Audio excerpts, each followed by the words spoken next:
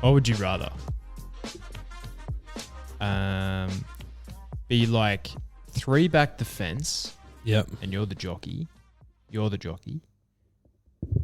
Or running straight at like Jason Taumalolo or something. You know what I mean? Oh. Well, I feel like we've seen, unfortunately, if you're 3 back defence and you're the jockey, things can end pretty poorly. Obviously, our thoughts are with the likes of Jamie Carr, Craig Williams, and Benny Mellum. Not Benny Mellum, sorry, Ethan Brown. Yeah, mate, jockeys risk their lives every time they set foot on a track. Bravest sportsman on earth? Yeah, definitely. My audio's playing up much. How's that? Is that better? Yeah, we're good. Nope. Is that better? Yeah, that's better. That's better? That's better. All right. Oh, yeah, talk dirty to me. That's better. Yeah, bravest athletes in the world, no doubt. Look, no doubt in my mind at all that Jason Taumalolo would absolutely destroy me, but I think it's incredibly unlikely that, you know, he'd put me in hospital for an extended period of time. Let's put it this way. If you're a jockey and, knock on wood, the worst happens, or you're running into Jason Taumalolo or whatever, either way, you're going to be snapped in half, I would imagine. Yeah. Snapped in half is putting it kindly. I think. How's that? Yeah, that's all right. But no, yeah, it was tough to watch again. 2 weeks in a row. It's just like It sucks. It sucks. Yeah, it's just like, you know, lightning striking twice. But it happens, you know, weekly in more regional locations. It happens, you know, in sort of midweeks and things like that. Track work, all that sort of stuff. It's just a part of the sport. So, yeah, look, some people think that jockeys get paid too much. I don't think so. Come on. Your Bucks was on the weekend. It was. And it was really, really unfortunate that we had technical difficulties while at the Noosa Surf Club. It was unavoidable, unfortunately. I think it was just because of the humidity. There wasn't a lot of technology working at all. It was like a sauna in there. Mate, it was. It was the muggiest weekend in history. Yeah. Sitting in the TAB, and honestly just perspiring, a sheet of sweat from my forehead to my nutsack and down to my ankles. Just perspiring, mate. It was hot. It was ridiculous. Won a quaddie though, which was good. Won a quaddie. Our strike rate's been pretty good recently, mate. Yeah, I'd say, 50%. And of those 50%, I feel like a couple of them have been a decent collect. Yeah. There's been one where we lost a significant amount, even though we won the quaddie. Yep. That doesn't make any sense to me. It was just, I think the one you're speaking of, we had 4 horses in a 5-horse race. Sounds like something we would do. You just got to make sure of it, all right? Just playing the high percentages. Mate, what a weekend of racing we have coming up. But before we touch on that, this weekend we will be doing a review podcast as per Yes, we will. regularly scheduled programming. But 5 Group 1s at Rosehill, an All-Star Mile just to be the cherry on top. Yeah, Cherry's got a few bruises, but it's a Cherry nevertheless. What's the better race, the All-Star Mile or the George Ryder? Oh, well, the race that has Animo in it, mate. It's a stupid question. Am I humble? Yeah. The All-Star Mile has an incredibly long tail. Sweeping the floor. Well, that race. You might say the tail is 19 lengths long because poor old Sosibon, 19th in order. The tail is good looking though. Yeah, he's very good looking. Very good looking horse. But he's also a grandfather. He's ancient history. Yep. Sosi Bon. But no, look, good on him for getting in there. You'd love to own him. Said that to you today. Yeah. Gotcha. Also, Mile, we say it every year, like the race needs to change. Mm-hmm. So it's penalties. Yeah, but it's for people who have bigger brains than us and in higher positions of power than us to decide what happens to the race. What do you think? Do you think it'd be better as a handicap? The best horses probably won't go there. Yeah. So then, what do you make it about? Then do you literally just make it a voting race? No, you make it set weights penalties, because then you probably have the likes of I'm Thunderstruck, Alligator Blood, carrying 60, 61. But then you also have the likes of the Inevitable, who's doing his best work in Tassie, probably on 53. Yeah. So it's like realistically, and if, they get the best runs and those other ones get a pretty hard run, then it evens the race up. Yeah, it does. I'm not a genius though. I also Nor don't am I. really, I don't really know the ins and outs of like setting the weights and penalties, you know what I mean? So that's for far, far smarter people than I. But yeah, mate, let's get cracking. Let's knock off the All-Star Mile first. Mooney Valley, All-Star Mile brings back decent memories for me, probably poor memories for you. Why? You were on Russian Camelot that day. I picked the winner last year though. Yeah, I was on Camelot that day. Fuck. No. Yeah, he was definitely one of mine. That was a nice duel down the straight between him and Mugger 2, who you found. One of Hugh's best rides, I would have thought. 100%. I've never seen a horse look more jacked in the lead up to a race than Mugger 2. That's why I put him on top. He looks like Arnold Schwarzenegger. Yeah.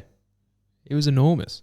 He was absolutely enormous, Yeah. Mugger 2. I don't think he's been the same since, unfortunately. Or he's been retired since. Yeah. But Well, I think, he was just did one too many bicep curls. And then he just, you know what? It's not for me. he was so big. And then Zaki last year, I can't believe it. The entire market, the entire punting fraternity didn't find him last year. I remember I was texting you either, I hope it was before the race, it was probably after. I was like, the easiest bet of all time was what I just got then. I think I had a Ned same race multi, Zaki top 2, Thunder top 4. And then I also had the Quinella of them both, and I think they both paid about 10 to 1. It's stupid. It's like the easiest money I've ever collected. Oh, no doubt. Yeah, it's very unusual for On Thunderstruck to run nicely into second. That's why I think this I'm gonna just blow right past that. That's why I think this race is actually a really good betting race, because the tail is so long. It is a long tail. The cream rises to the top here. 100%. So, how did you see this contest? Yeah, the top is so heavy, mate. The top's like Skips leg day. Yeah, the top definitely skips leg day. It's like an ice cream cone that's had too many scoops put on top of it. Yeah. And you're trying to lick that bad boy up, and it's just dripping over the sides. Yep. Then you got a tiny little waffle cone down the bottom, just a tiny little tip, and that's all that's left. Sometimes though it can be filled with a bit of chocky. Yeah. Which is delicious. But the value's up top. So that's the roughie that you're talking about. Yeah, there's a roughie that I actually like in this. Okay. But I'm not putting it as part of my $100 betting strategy because for me, there's 2 horses that can win this race. Okay. Yeah. So, speed in the race? This we can agree on. There's going to be some speed in the race, mate. Gentleman Roy will roll forward. The Blood will roll forward. Keats will roll forward. I think maybe Nugget will be a little bit handy from the inside. From memory, they were pretty surprised that he went forward last start and then he capitulated. So I think he'll take a sit. Brightside will be just behind them. Aegon has shown speed, pounding. She's a belter. And Sosie Bon, what does he do from barrier 15? Probably runs last, I would have thought. Keats, mate, this thing is going to go absolutely suicidal. Yeah, breakneck speed. The boys at the mailbag have been talking about this thing. Basically, we need a jockey that is going to, be willing to lose the race, basically. And on a $71 pop with the good people at Ned's, I would have thought that's a good strategy. Froggy knew it. Basically, his instruction from the trainer, hey, mate, you've got to be prepared to lose this race. It's like, these are the best instructions I've ever had. Because there's no pressure then. Just get out there and lead, see what happens. Yeah, and he's going to roll along, set a mighty, mighty fast pace. He can run out to 2,000 meters, so that's probably his tick. That if he can sustain that run, he'll probably be running right to the line. But you can have Keats. Yeah, everyone can have Keats. I think Alligator Blood just sits off him with Mr. Brightside, and then Thunder's probably one pair back with Laws of Indices. Is that how you see it? Yeah, I agree. Yep. I agree. Maybe she's a belter. She can get pretty handy, but she'll have to do a little bit of work from that gate. Yeah, sticky gate for She's a Belter. Yeah, a bit sticky. I thought she was great last start, nearly winning the Coolmore Classic. She was brilliant. Quick backup suits her too. Yeah, so if I was going to chuck a roughie in the race, for me it would be Sheezer, the little 3-year-old filly. My roughie in the race is number 6, Laws of Indices. Mate, placed in a Group 1 overseas. Yeah. And hey, behind California Spangle and Golden 60. 2 good horses. What price would Golden 60 be here? When there was some talk of him coming here, I was like, I would absolutely whack him in this race. He'd be as close to immoral as you could imagine. And then he was 2.5 lengths behind Animo, and then he improved to being 1.7 lengths behind Animo at his subsequent 2 runs. There's no Animo here, mate. O'Shane Murphy takes the ride.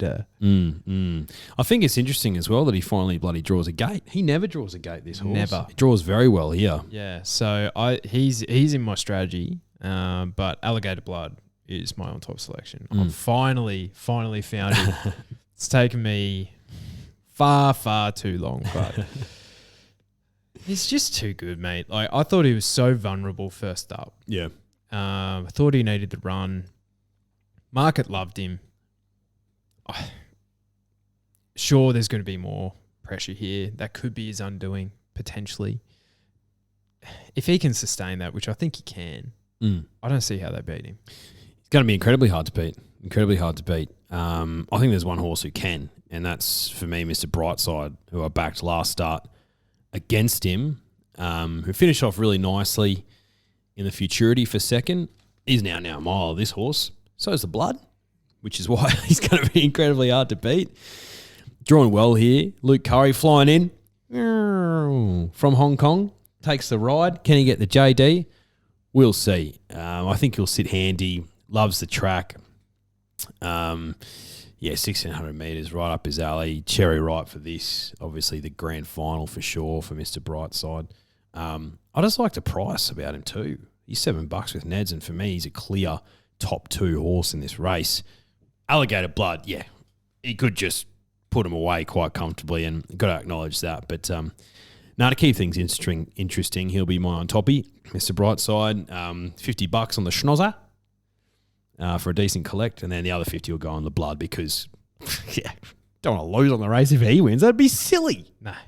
I'm aiming to win about here or thereabouts $50 from the race. So $50 on Alligator Blood, 20 on Brightside as well, 20 on I'm Thunderstruck. They're about the same price. The only thing why I haven't backed Thunder here is because I think I'm late to the party, but I think he's a 2,000 metre horse now.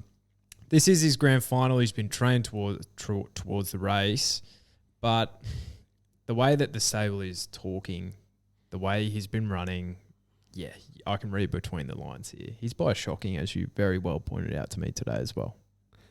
Wants further, the big fella. I'd even like, I mentioned it to you today, I'd like to see him at a 2,400 metre weight for age Tancred type race, just to see how he goes. I think a race like that is worth throw at the stumps for the stable. Absolutely. And then I have my remaining $10 on Law of Indices as well, just as the absolute blowout with those Animo form lines. I don't want to lose if he wins. Good form lines. Very good. Let's head to Sydney. Race 4. We have the Rosehill Guineas. Very good horse, won this race last year. I found this race a little bit difficult.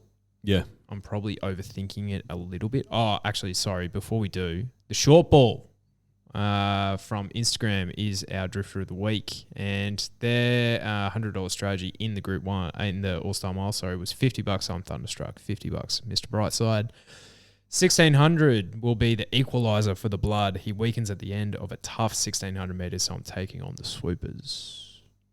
Fair logic. Can't fault them there. Rosehill Guineas. I thought there was like, to be frank with you, fuck all speed in this. Yeah, there doesn't look to be a lot of speed. But I think the horse that I'm going to put Ormi Hunji on is going to get a really nice run. And that's the Godolphin thing, number 5, Pericles. James Cummings rightfully said last start, you can't gild him twice.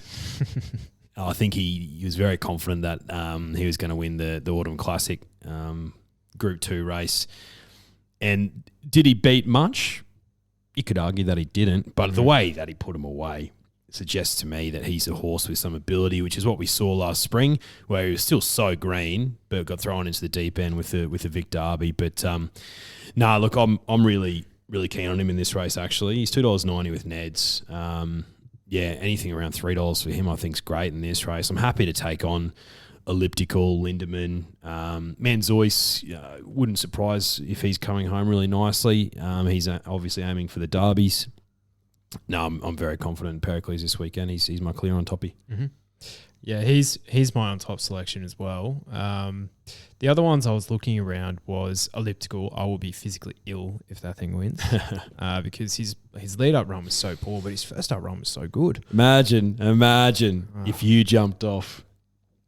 I've only backed him once, so I could. I thought you backed him first up as well. No. I was nowhere near him. See, I've been following Pericles this whole prep, so I've got to stick with him. Yeah. And I found Pericles last start as well, and he was sensational. J-Mac, I think this is just like the beginning of an absolute fill up for J-Mac for the entire weekend. Could have a redonkulous day. Yeah. But I think my point about the lack of speed is very well found, in my humble opinion. It's well found by me. Nash is riding Lindemann, who is by far the leader in this race. I'm not going it's 32 degrees this weekend at Rosehill. It could potentially, we saw it a little bit last week, it could be a bit leaderish on the day. So if it is playing that way, Lindemann's my pony and the one I'm going to have a saver on. So the way I'm playing the race is $75 on Pericles and $25 on Lindemann, just in case. And he's been super, second in the Ranvet Guineas. I think he does one further here. And yeah, Pericles, I think he's the clear one. You can have the rest. I am interested to see Brosnan on the quick buck and back up as well. But not a fan of that stable, to be honest. Don't think anyone is. No. What do our friends at the short ball reckon? Oh, thank you for reminding me, Declan. Well, shout out to firstly the Give Us a Spell podcast on Instagram. They have Lindemann going at $101 in this race. Oh shit! How good is that shopping? Short ball, $100 with Williamsburg. Every indication he wants 2,000 metres, ready to peak, good draw. Hard to argue. I think, personally, Williamsburg, not one of mine. Definitely not one of mine. The Ranvet, race 6. I saw this as really, really difficult. This is by far and away the toughest for me on the weekend. When you got $4 the field, but 4 horses in an 8-horse race are all sub $5, clearly the market doesn't know what's going to happen either. Gold Trip was fantastic first up. And hard to ignore that run. My query with that run is they were going at a breakneck speed early, and it allowed the better athletes to come through and swoop, which was Steinem and Gold Trip quite clearly. He's come back super, though, after his Melbourne Cup run.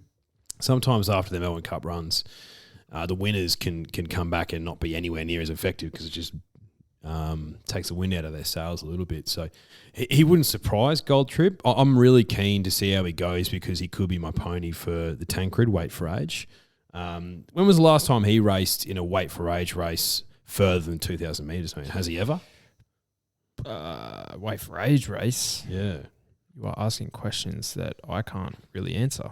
Well, if you think about it, like he's run second in Europe, I'd say. So he's run second in a Caulfield Cup as the toppy, pretty much. He's won a Melbourne Cup as the toppy, pretty much. So getting to weight for age distance, getting to weight for age over that sort of distance, yeah, gee whiz. But I still think he'll be a very red hot chance in this race. I think he'll go all the way back in the field though, from that wide draw. And we've seen time and time again, mate, in these Group 1 sort of middle distance weight for age races, they're not going at a hell of a clip. It's sit and sprint, which I don't think suits Gold Trip. I think he needs a taxing run to show his best because he's a genuine athlete, an endurance athlete. So I'm happy to risk Gold Trip. The other two horses that I was sort of looking at, and I'm just going to watch because they're foreign, is Dubai Honour and Raise You. You'll probably know more about them than I do, though. So the Haggis train Dubai Honour, it's been pretty consistent and it's been running against the company like Baid. It's a good company to run in, fucking hell. But how can I phrase this? I could probably look through and see someone who ran against Animo at $34 and finished second last. Yeah, true. That's what he's doing. Yeah, true. So he ran against Baid at $34. 2,000 metres definitely suits. Happy to risk him. He hasn't won in 7 runs and 75 weeks. It's been a long time between drinks. He has been gelded though. The O'Brien horse Raise You lead up. I think this is just a lead up run heading towards the Tancred and the Sydney Cup. Yeah. Has form around Kyprios, just needs further. Yeah. So I'm going to risk them both as well. Yeah, same here. El Bodegon, interesting. He's been playing, I'd say, this prep. Disappointing. I was expecting bigger things from him post that cracking run in the Cox Plate. Hinged last 2 runs, a few question marks there. I thought in her last 2 runs she'd ping out of the gates and lead, and she hasn't. So there's got to be a query for her as well. I'm risking her as well. I like to follow horses' profile, Declan, and I think she's far better with some cut out of the ground. Yeah, for sure. So, and if she is starting to miss the start, which she wasn't doing at all. No, she was bomb proof like that. You knew she'd lead. Yeah, so I'm risking her as well. That brings me, and I think we're on the same pony here, to the default horse, which is number 2, Moonga. Yeah, for sure. So you've got Moonga, and there's one other horse we haven't spoken about, Montefilia. But Moonga, you pointed out post the Chipping Norton. I said, geez, Montefilia was huge. You're like, nah, bruh, Moonga was huge. And I was like, yeah, he was actually, because he was outside the lead for pretty much the entire race. And he held on for third, but it wasn't like he was fading through the line either. This fella looks like he's ready to eat up 2,000 metres. Would you agree? 100% I would. Yes, mate. All right, let me check my notes here because I made a really good point. I want to make sure that I get it through on the podcast. Yeah. So 2,000 metres is right in his wheelhouse. And he avoids Animo and Zaki finally. All right. Third up here, last prep, he ran a massive race behind Alligator Blood in the Underwood. And since that race, he has been fantastic.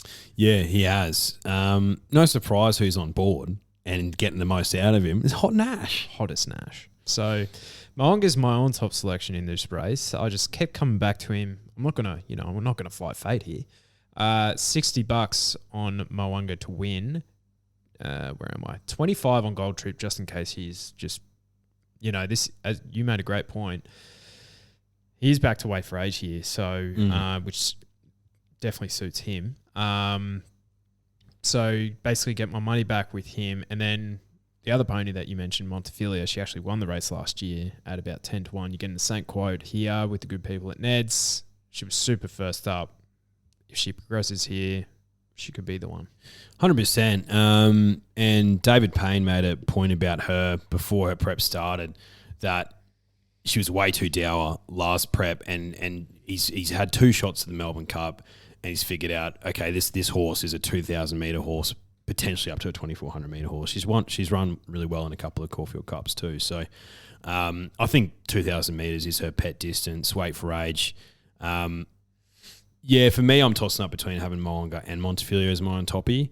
Last prep scares me from Montefilia because she was a bit slow. But Want to see her do it again? Want to see her do it again. So that's the query in my mind. Whereas Moanga, yeah, you're right. He's been great in return. So I think with Natural Whirl on board, I think from that gate he'll still be able to sit very handy, if not be close to leading, if Hinge doesn't ping out of the gate. So yeah, $50 on Moanga, he's going to be mine on toppy, and then I'll have 50 on Montefilia because if she does win, geez, that's a decent collect. Yeah, $10 with Neds. Yeah. Thanks for coming. She knocked off VE in the same race last year. 100%. Here we go. George Ryder. I keep doing this. All right, short ball. What have you got? Promise we won't forget about you boys. $40 on Gold Trip, 20 each way on El Bodegon. And then a $20 boxed first four, which is Gold Trip, Moanga, El Bodegon, and Montefilia. So 2,000 meters of sting out of the ground. I think we'll have a dry track on the weekend. I think we'll have a very dry track on the ground. That's just me though. Suits El Bodegon. Not sure about that. And he's got the class. That is true. And you can't miss on Gold Trip last start. That's the other thing with Gold Trip. I haven't seen him run like that on a good track ever. No. And, it was a fantastic run, but Steiner would probably be around that $5, $6 in this race. Probably think that's fair to say. Yeah, I think so. Yeah. Anyway, George Ryder. Now, is there any concern with your boy Mo dropping back from 1,600 to 1,500 and drawing barrier 11 off cabin style? Nah. You're just getting a better price. Mo wins this race, mate. You're getting a better price. Nah, no concern whatsoever. Mate, last start in the Chipping Norton, when he drew okay, but ended up in the back half of the field, I was like, oh, shit. Here we go again. But, mate, nah, he just peeled around and just went, see you later. Thanks for coming. I like the fact that they've kept him at 1,500 metres. It keeps a bit more sprint in his legs, I think. Mm-hmm. Against this lot, who's the next best horse in this race? You'd argue what? Fangirl or Artorias? Yep. Artorias over 1,500 metres, I think I'll take away a bit of his brilliance. Would surprise Artorias. Watch him win. Now that I've said that.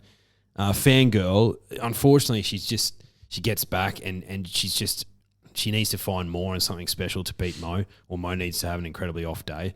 And why would I be punting like that? That'd be silly. It'd be stupid to do that. Nah, Mo's the champ. He's the big boy. He wins. I'm furious that Fangirl isn't in the All-Star Mile. Easiest bet of all time in that race. Oh, yeah. If she was in the Ranvet, do you think she'd win the Ranvet? Oh. Or do you think 2,000 metres is a stretch beyond? Yeah. It's a stretch beyond her own age and sex. If she's against open company, yeah, I don't think so. I think a mile's right. She's a very, very good miler. Top 5 milers in the country, I would say. 53 kilos in the Donny. She'll have. Yeah. Not if she wins this. I don't know. It could be exempt, actually. Probably is. Yeah. I don't know. If you were to make a case for one,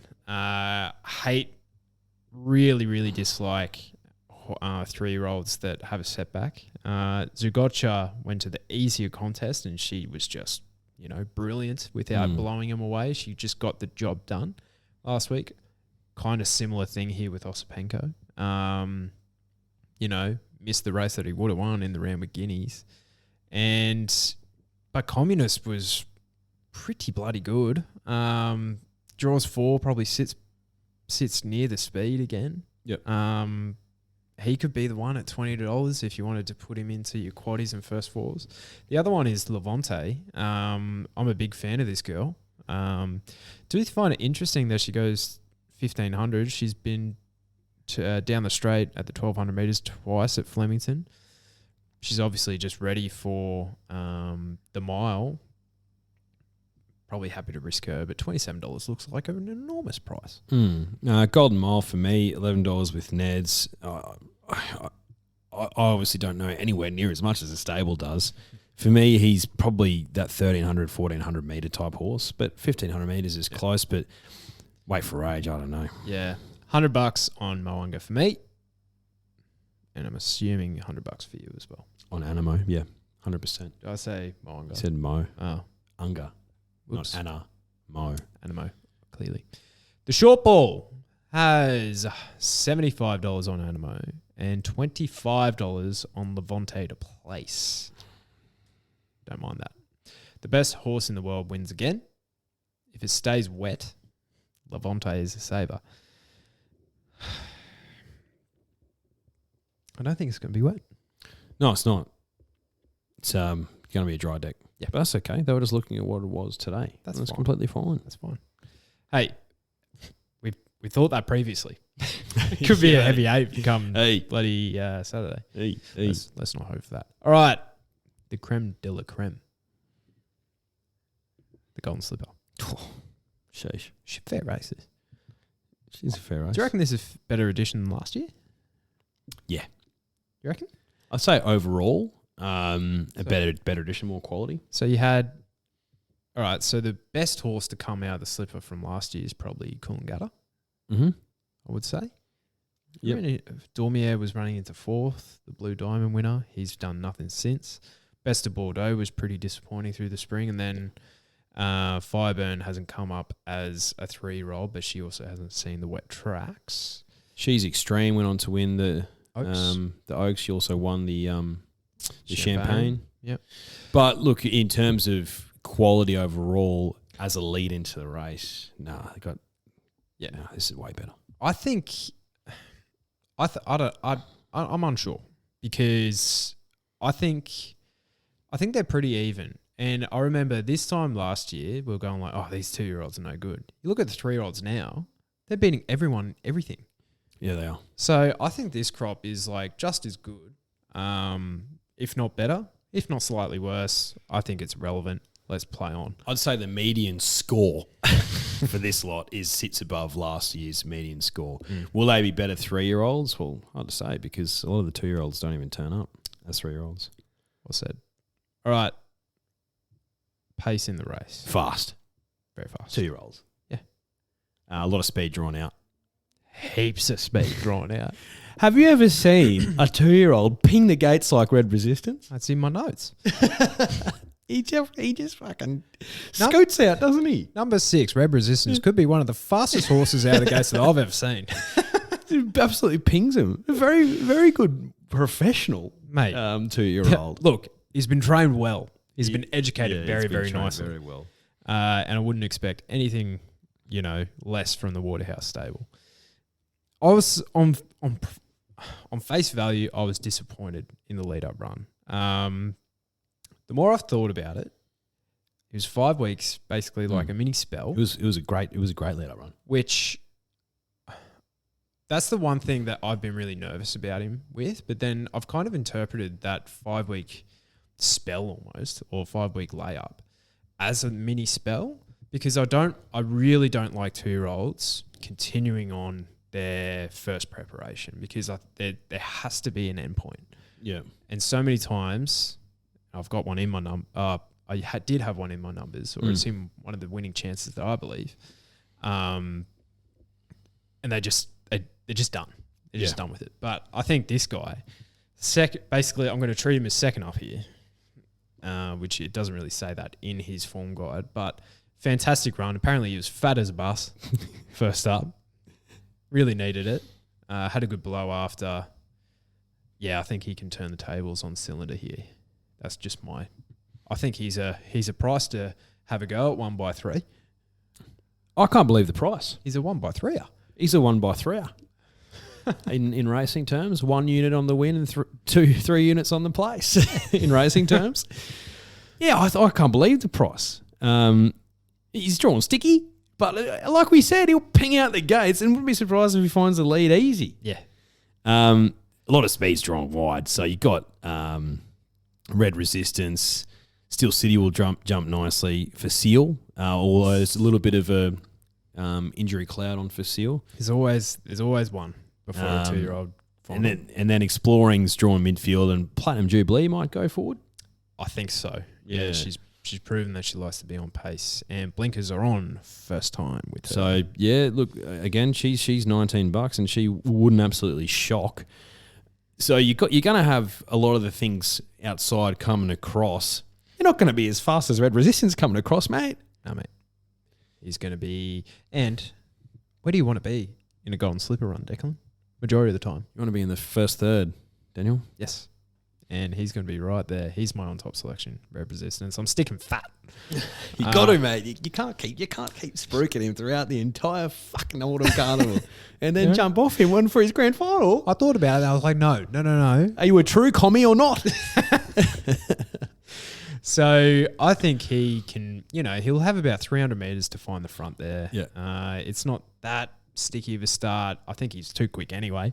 And, there isn't a lot of speed back on the inside. They could get really bottled up there. And you typically see, as I made the point last year, these 2-year-olds have no idea what they're doing. They fan out something chronic when they enter the straight because half of them crab across the when they enter the straight. It's funny to see. It's hilarious to see.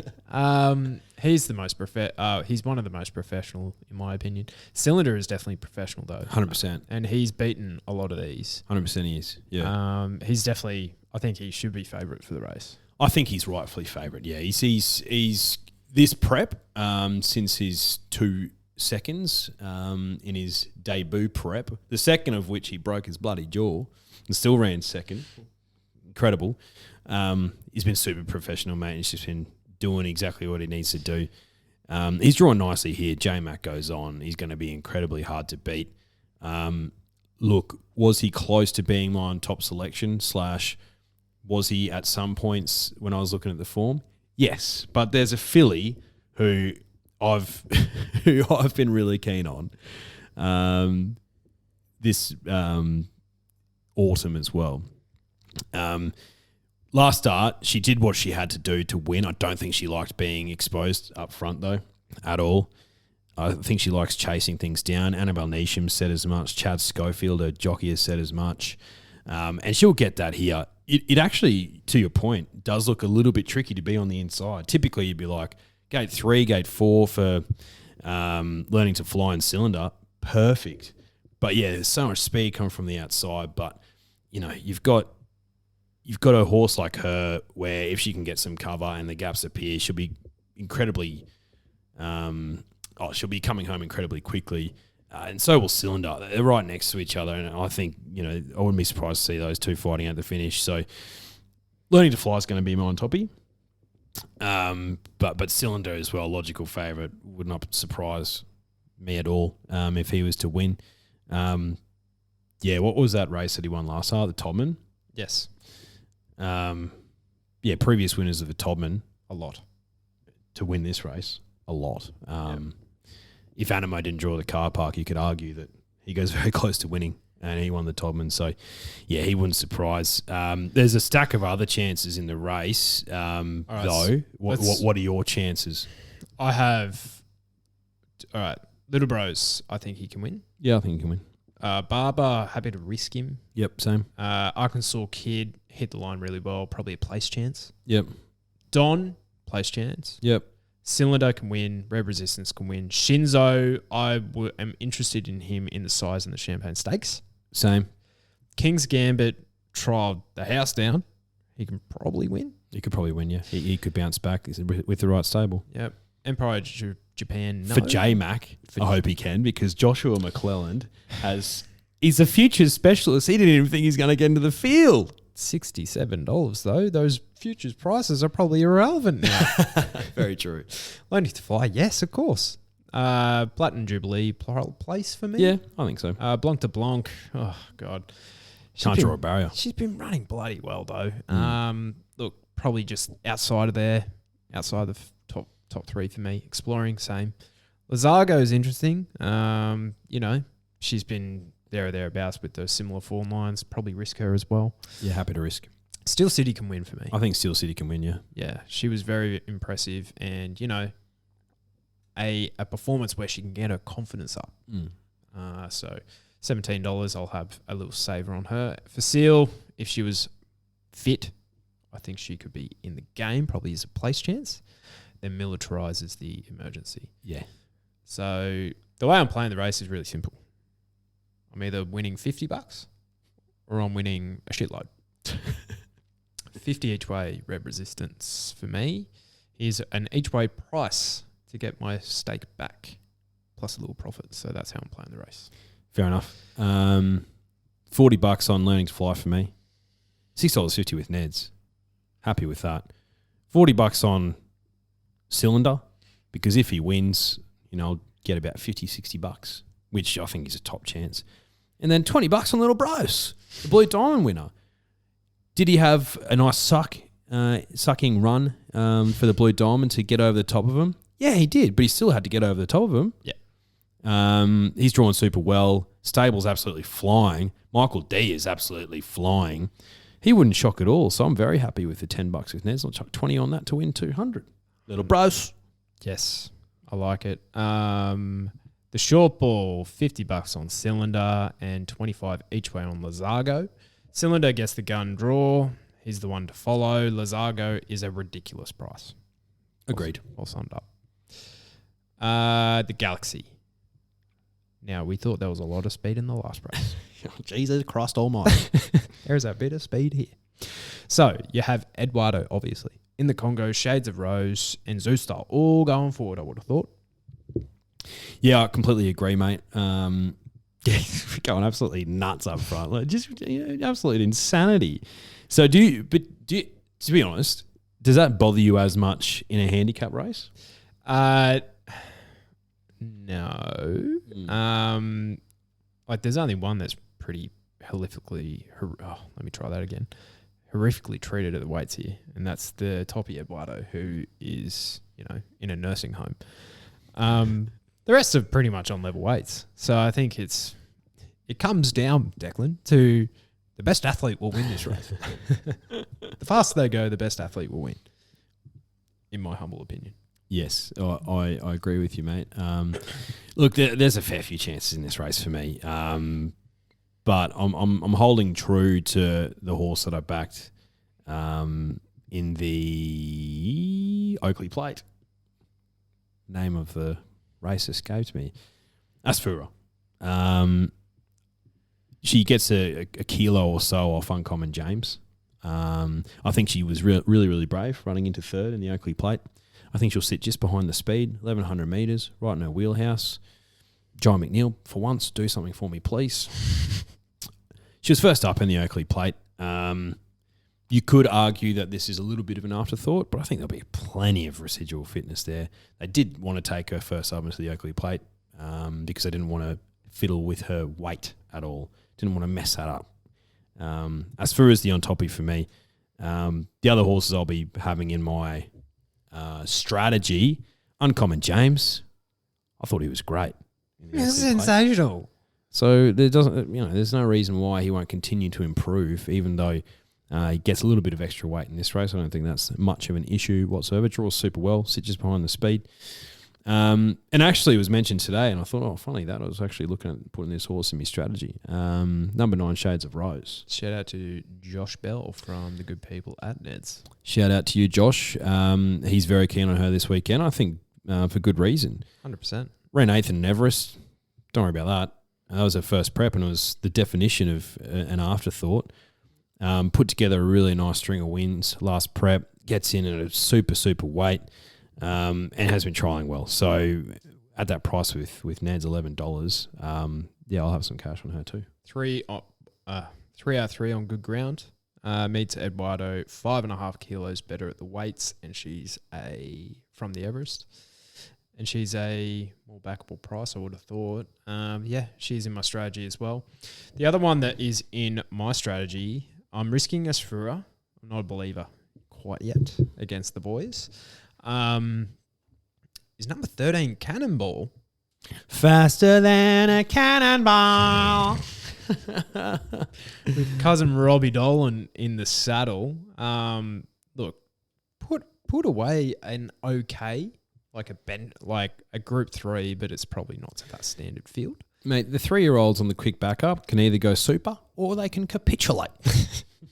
He has 50 kilos here. Barrier 1, he pinged the gates last start. He could do the exact same here, find the front. A lot of the speed here is drawn out as well. So if he gets the gun run and it is that leader bias day, I think he's going to be the one that's leading on the fence. If the fence is on, he could be the one at $13. I don't want to lose on him if he just finds the right place, right time, basically. You're not wrong. There's a horse here that we haven't mentioned that you're a fan of who gets into a race very, very lightly. You backed him last start.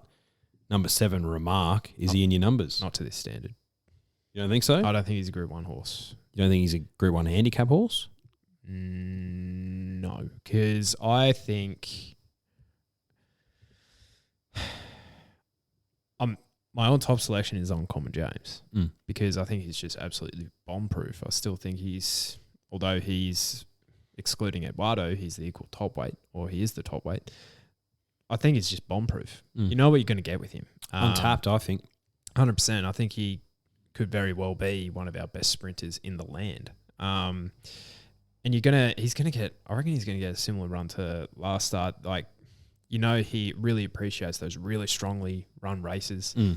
Remark, I thought had every chance last start and didn't get the job done against a horse that I think is in a nursing home.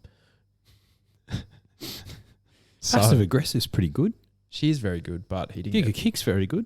Yeah, he didn't beat him home. So, happy to risk him. So the way I'm playing the race is $60, on Uncommon James, $10 on Shades of Rose, and then $10 on Cannonball. Fair enough. With a $20 Quinella between the three. Gotcha. $50 on Asfer for me. $7.50 with Neds. That'll be a nice cha-ching. Collect. Got 25 on Common James. If he wins, I don't want to be losing any money in the race because he could just be better. Duh. And then I've got 25 on Shades of Rose. That'd be a decent collect too. So I reckon I've just played it through the covers for 14, mate, to be honest. Funny because I've played that through mid-wicket. Off the pads, bang. Yeah. Don't bowl to my pads. The short ball has gone $100 just straight on Andermatt. Good win. Holy, really? Yeah. Really? That'll put us in all sorts if that gets up. Yeah. Good win last start. A lot of speed in the race. Down in the weights. Michael D on fire. And he loves the Rosehill 1100. He is on fire. Holy shit. $100 on Andermatt. That'd be the worst result ever. You're fucking kidding me. Holy shit, I'm scared now. Yep. There's one horse I'm going to be death riding this weekend. It's going to be you and Matt. All right. Bit more to get through. So let's go back to Mooney Valley. That's the Group 1's done and dusted. Mooney Valley Race 6, the Abell Stakes, listed 1,200 metres. Oh, I thought this was just one of the great bed shits of all time of a horse race. If I was to put one on top, no interest in it at all, was number 2 In the Boat. If he goes back to his right form, he should be winning this. But Lindsay Smith is just a trainer I cannot catch, so I wouldn't be surprised if he gets rolled here. But no betting. Yeah, no betting for me. I'll be watching Duel though. They needed to get some confidence back into the big fella, so they took him to Sale. Yep. Which he just put him to the sword, and he had to. Otherwise, he would have been like, "Well, it's a quick trip to the snip for you, bruh." Yeah. I like Lady of Honor too. I've won on her a few times. But not a betting race for me. Yep. Race 8 is the Typhoon Tracy for the 3-year-old fillies, set weights and penalties. Another one I'm not too keen on here, but I thought number 14 Royal Merchant could potentially be worth a bet here. Form around Shuffle Dancer and Jacquino, 3 weeks between runs, drops back to the 1,200 metres, could be worth a bet at double figures. If number 15 La Donce Rouge gets a run, because it is the first emergency, has some form around some pretty smart fillies, including recommendation Rich Fortune and H2O. So if she gets a run, I might have a small play on her, but nothing too crazy. Yeah, fair enough. Interesting race for me. I really like Parasol. So there was that race where Economics got scratched at the gates. And if he wasn't in the race, I would have backed Parasol. Great, because I didn't. Because he was scratched at the gates. I didn't have time to get me bet on with the good people at Ned's. I thought she was really, really smart that day. She was well weighted in the race. It was a handicap benchmark 78. But I think she's a filly with a lot of talent. Draws really well here. She'll roll forward enough. $4.80 with Ned's. I like her. $6 horse in this race, number 1, Paris Dior, form around Benedetta, who has come out of the blocks and could very well be one of the best 3-year-olds we have after that last start. Look out for her when she resumes in the spring as a 4-year-old. That's good form for this, Paris Dior. So, toppy, but they're my 2 horses, but I'm probably going to have a bet on Parasol. Lovely. Race 9 at Mooney Valley is the Alister Clark. So 2,040 metres, Group 2 for the 3-year-olds. I thought number 3, Amenable, was an absolutely cracking bet here. $2.90 with the good people at Ned's. Oliver in the saddle. This horse had awful interference last start as well.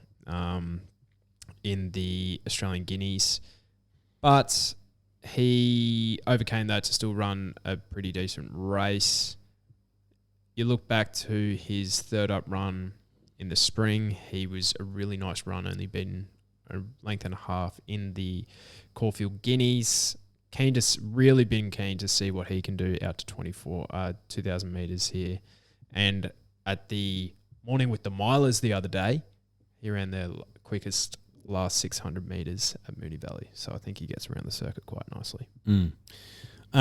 Yeah, amenable, agreed. I'm really keen to see how Dunkel goes. I think it's been carving up down in bloody Tasmania for Paddy Payne. Yeah. Really keen to see how he goes.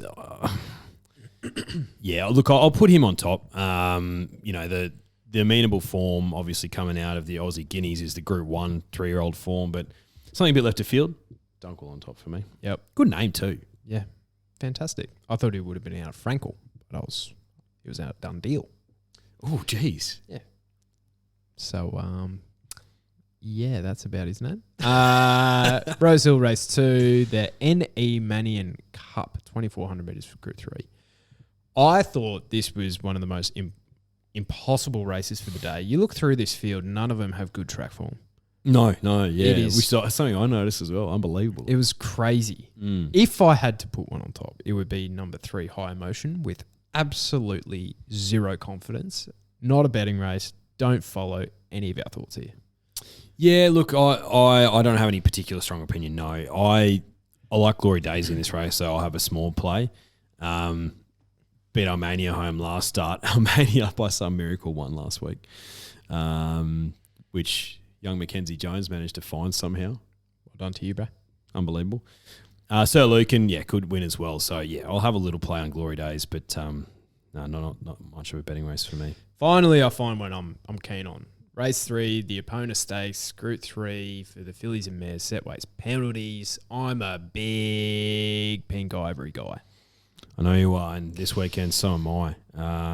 She's a great bet in this race. 1,900 metres, tick, undefeated, second up, tick, tick. Go, girl! Get the job done, please. You ran an absolutely fantastic race at 50-1. First up, you can get the job done. Meets the Lassifile better at the weights, and she's a better price. What are they thinking at Ned's? Come on. I'll ask him. Yeah, we'll ask him. Race 5, I believe, is the Darby Munro listed 3-year-old set weights and penalties. Best roughie of the day is in this race. I really like a roughie in this race too. Number 3, Natuno. Not that one. Damn. This colt has only seen a good track once, and it was one of the most disgusting watches you'd ever hope to see. Ran 4th behind In Secret in the run to the Rose. Just nowhere to go the entire way.